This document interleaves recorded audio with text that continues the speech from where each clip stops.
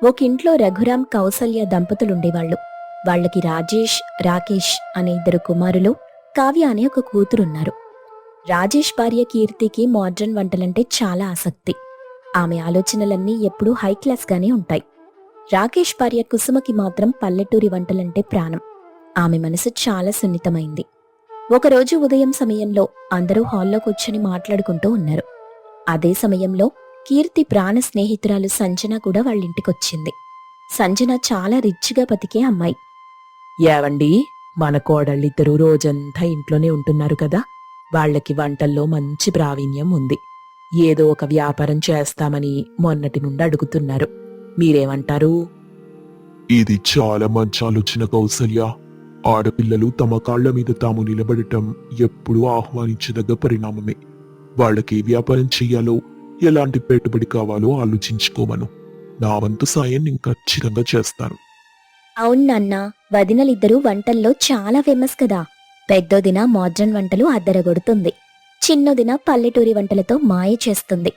ఎవరికిష్టమైన వంటలతో వాళ్ళు food business మొదలెడితే బాగుంటుంది కదా. కావ్య చెప్పింది కరెక్ట్.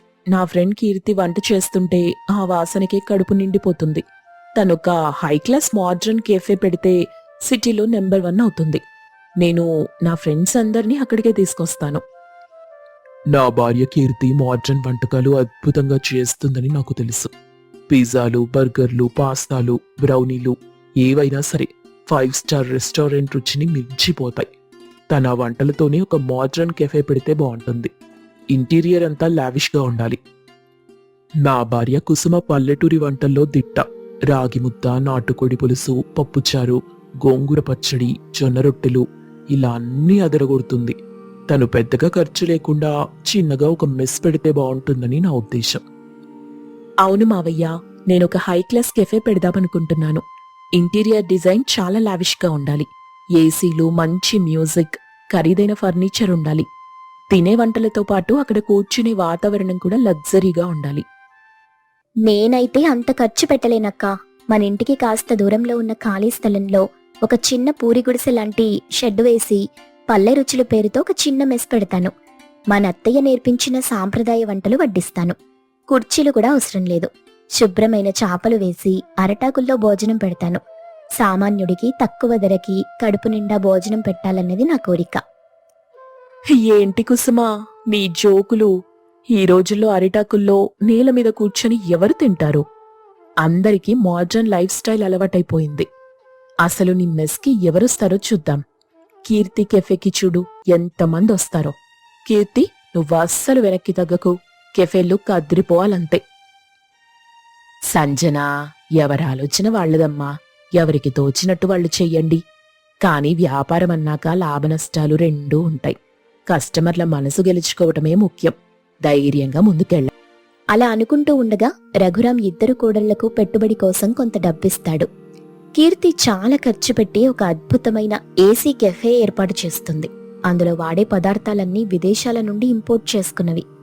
మరోవైపు కుసుమ చాలా తక్కువ ఖర్చుతో ఒక చిన్న పల్లెటూరి వాతావరణం ఉట్టిపడేలా మెస్ ఏర్పాటు చేస్తుంది. కుసుమ కూరగాయల కోసం మార్కెట్కి వెళ్లకుండా నేరుగా రైతు సోమయ్య దగ్గరికి వెళ్తుంది. నమస్తే సోమయ్య గారు, నేను కొత్తగా పల్లె రుచులు అని చిన్న మెస్ పెట్టాను. నాకు రోజు మీరు పండించే స్వచ్ఛమైన కూరగాయలు కావాలి.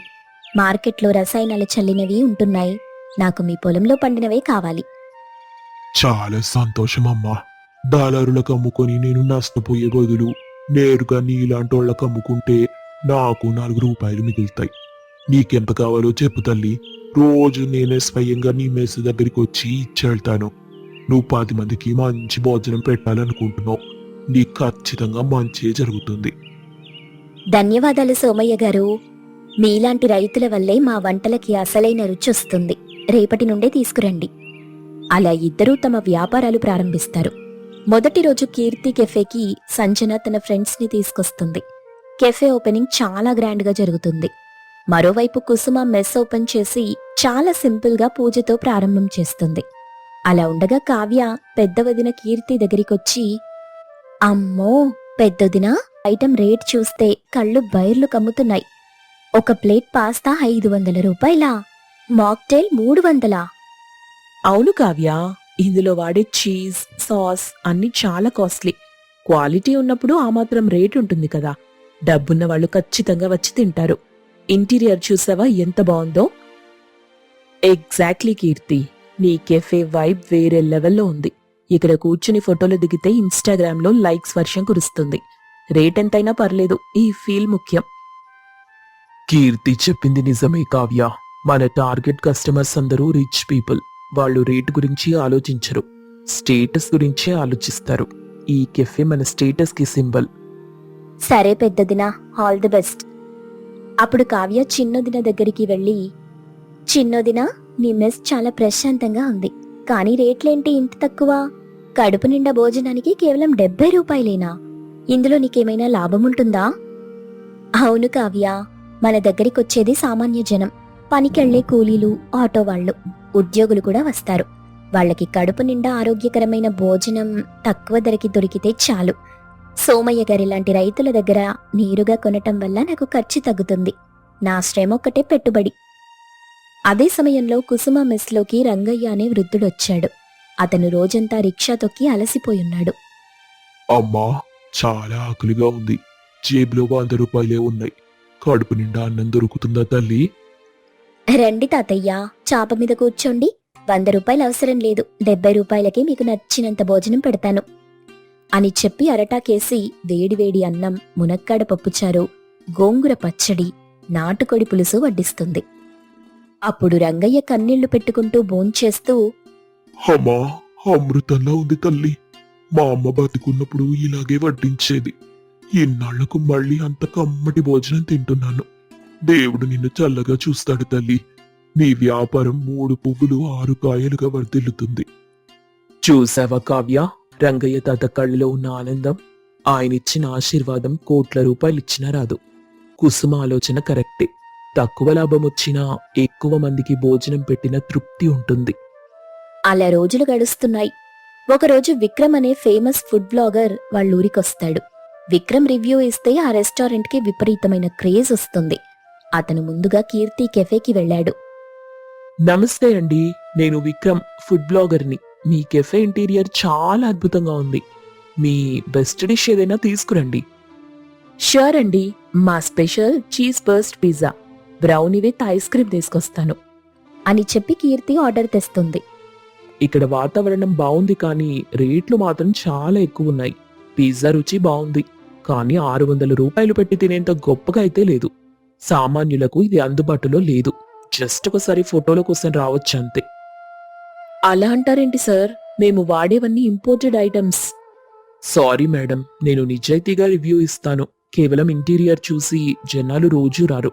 రుచి మరియు రేటు కూడా ముఖ్యమే అని చెప్పి అక్కడి నుండి విక్రమ్ నేరుగా కుసుమ నడుపుతున్న పల్లె రుచులు మెస్కి వస్తాడు. అక్కడ జనాల్ని చూసి ఆశ్చర్యపోతాడు. నమస్తే మేడం, నేను విక్రమ్ని. ఏంటి ఇంత రద్దీగా ఉంది? మీ దగ్గర స్పెషల్ ఏంటి? నమస్తే అన్నా, మా దగ్గర రాగి ముద్ద, నాటుకోడి పులుసు, పప్పుచారు, గడ్డ పెరుగు స్పెషల్. మీరు కూర్చోండి, నేను వడ్డిస్తాను. విక్రమ్ ముఖంలో గొప్ప ఆనందంతో కెమెరాని చూస్తూ, వావ్ గాయ్స్, అన్బిలీవబుల్. ఈ నాటుకోడి పులుసు రాగి ముద్ద కాంబినేషన్ స్వర్గంలా ఉంది. పైగా ఇదంతా కేవలం 70 రూపాయలు మాత్రమేనంట. నమ్మలేకపోతున్నాను. 5 స్టార్ హోటల్లో కూడా ఇలాంటి స్వచ్ఛమైన, ప్రేమతో వడ్డించే భోజనం దొరకనే దొరకదు. ఇక్కడికి రాని వాళ్ళు ఖచ్చితంగా ఒక గొప్ప రుచిని మిస్ అవుతారు. 5 out of 5 రేటింగ్ ఇస్తున్నాను. అలా అనుకుంటుండగా విక్రమ్ వీడియో వైరల్ అవడంతో కుసుమ మెస్కి జనాలు పోటెత్తుతారు. సోమయ్య లాంటి రైతులు మరింత ఉత్సాహంగా సరుకులు తెచ్చిస్తారు. రంగయ్య లాంటి ఎంతో మంది పేదవాళ్లు రోజూ అక్కడే కడుపు నింపుకుంటారు. కానీ మరోవైపు కీర్తి కెఫే పరిస్థితి దారుణంగా తయారవుతుంది. ఒకరోజు సాయంత్రం అందరూ ఇంట్లో కలుసుకున్నారు. ఏమ్మా కీర్తి, నీ కెఫే వ్యాపారం ఎలా సాగుతోంది? ముఖం కాస్త వాడిపోయినట్టుంది. ఏం చెప్పమంటారత్తయ్యా, మొదటి 10 రోజులు బానే ఉంది.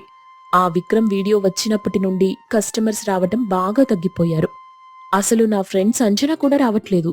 అక్కడ వైబ్ బోర్ కొట్టేసినట్టుంది. రేట్లెక్కువని నాతోనే అంటుంది. ఎప్పుడో వీకెండ్లో ఒకరిద్దరు వస్తున్నారు తప్ప మిగతా రోజుల్లో ఈగలు తోలుకోవాల్సి వస్తుంది. ఏసీ బిల్లులు, పనివాళ్ల జీతాలు, కరెంటు బిల్లులు అన్నీ కలిపితే వచ్చే ఆదాయం కంటే ఖర్చే ఎక్కువుంది. అవునమ్మా, రేట్లు ఎక్కువగా ఉండటం వల్ల సామాన్యులు లోపలికి రావడానికే భయపడుతున్నారు. పైగా వాడే ఇంగ్రీడియంట్స్ పాడైపోతుండడంతో చాలా నష్టం వస్తుంది. అప్పులు కూడా పెరిగిపోతున్నాయి. వ్యాపారంలో ఇవన్నీ సహజమేనమ్మా కీర్తి. జనాలెప్పుడూ నాణ్యత, సరసమైన ధర చూస్తారు. కేవలం ఆడంబరాలు చూసి రారు. మరి కుసుమ వ్యాపారం ఎలా ఉంది రాకేష్? నాన్నగారు, కుసుమ చేతి వంటకి జనాలు ఫిదా అయిపోయారు. మధ్యాహ్నం 1 గంటకే వంటకాలన్నీ అయిపోతున్నాయి. జనాలు క్యూలో నిలబడి మరీ భోంచేస్తున్నారు. సోమయ్య గారు తెచ్చిచ్చే కూరగాయలు కూడా చాలా ఫ్రెష్గా ఉండడంతో రుచి అదిరిపోతుంది. అంతా అత్తయ్య నేర్పిన విద్య మావయ్య.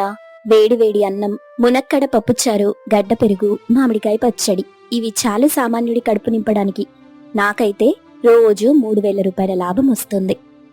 వావ్ చిన్నదినా, సూపర్. నీ వ్యాపారం తక్కువ పెట్టుబడితో ఎక్కువ సక్సెస్ అయింది. ఇలా కొన్ని నెలలు గడిచిపోయాయి. కీర్తి కెఫే పూర్తిగా నష్టాల్లో కూరుకుపోయింది. ఇక కీర్తి కెఫే నడపటం ఇష్టం లేక దాన్ని మూసేసి, నన్ను క్షమించండి మావయ్య. మీరిచ్చిన పెట్టుబడంతా నా తెలివి తక్కువతనం వల్ల నాశనమైపోయింది. లక్షల రూపాయలు నష్టపోయాను. నా మోడ్రన్ వంటల పిచ్చి, స్టేటస్ అహంకారం నన్ను నిలువునా ముంచేసింది. నా ఫ్రెండ్ సంజన మాటలు విని నేను మోసపోయాను. ఇందులో నీ తప్పేం లేదు కీర్తి. మనం ఎంచుకున్న విధానం తప్పయింది. వ్యాపారం అంటే ఆడంబరం కాదు, అవసరమని మనం తెలుసుకోలేకపోయాం. ఏడవకమ్మా కీర్తి, డబ్బు పోతే మళ్ళీ సంపాదించుకోవచ్చు.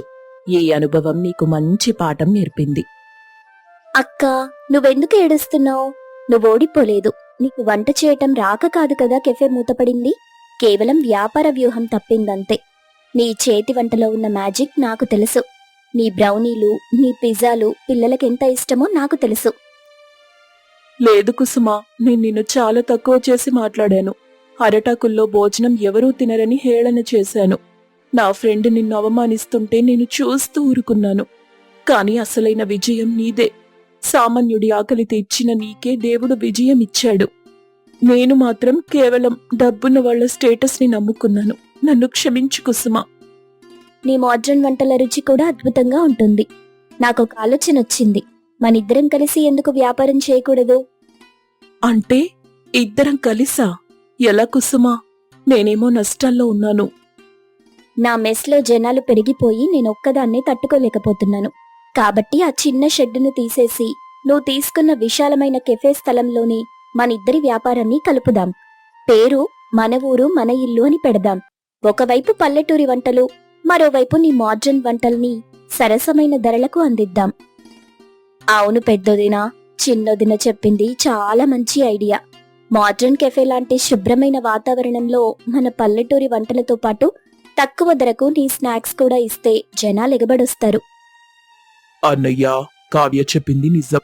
మోడ్రన్ కల్చర్, పల్లెటూరి రుచులు రెండూ ఒకచోట కలిస్తే ఆ విజయం ఎవ్వరూ ఆపలేరు. కీర్తి వదిన చేసే బ్రౌనీలు, కుసుమ చేసే పప్పుచారు అద్భుతమైన కాంబినేషన్. యువతకి మోడ్రన్ వంటలు, పెద్దవాళ్ళకి పల్లెటూరి వంటలు ఒకే చోట దొరుకుతాయి. చాలా సంతోషంగా ఉంది కుసుమ. తోటి కోడలు కష్టాల్లో ఉన్నప్పుడు ఎగతలి చేయకుండా ఆమెకి అండగా నిలబడ్డావు చూడు. నీ మనసు చాలా గొప్పది. కీర్తి, ఇక కన్నీళ్లు తుడుచుకుని కుసుమతో కలిసి కొత్త ప్రయాణం మొదలెట్టమ్మా. Thank you Kusuma. నా అహంకారాన్ని పక్కన పెట్టి నీతో కలిసి పనిచేయడానికి నేను సిద్ధం. సామాన్యుల ఆకలి తీర్చడంలో ఉన్న ఆనందం నేను కూడా తెలుసుకోవాలనుకుంటున్నా. ఇవాళ నువ్వు నాకు జీవిత పాఠం నేర్పావు. ఇద్దరు కోడళ్ళు కలిసిపోయారు. ఇక మన ఇంటికి అంతా శుభమే. రాకేష్, రాజేష్, మీరిద్దరూ కూడా మీ వదిన, మీ భార్యలకు సాయం చేయండి. అలా మరుసటి రోజు నుండి కీర్తి, కుసుమ కలిసి మన ఊరు మన ఇల్లు అనే కొత్త రెస్టారెంట్ ని ప్రారంభిస్తారు. అందులో అరటాకు భోజనంతో పాటు కీర్తి తయారు చేసే మోడ్రన్ స్నాక్స్ ని చాలా తక్కువ ధరకు అందిస్తారు. ఇద్దరు తోడికోడళ్లు తమ ఐకమత్యంతో కుటుంబానికి మంచి పేరుతో పాటు లాభాలు కూడా తెచ్చిపెడతారు. రఘురాం, కౌసల్య తమ కోడళ్ల విజయాన్ని చూసి ఎంతో మురిసిపోతారు. ఎలాంటి మనస్పర్ధలు లేకుండా ఆ కుటుంబమంతా సుఖ సంతోషాలతో జీవనం సాగిస్తుంది.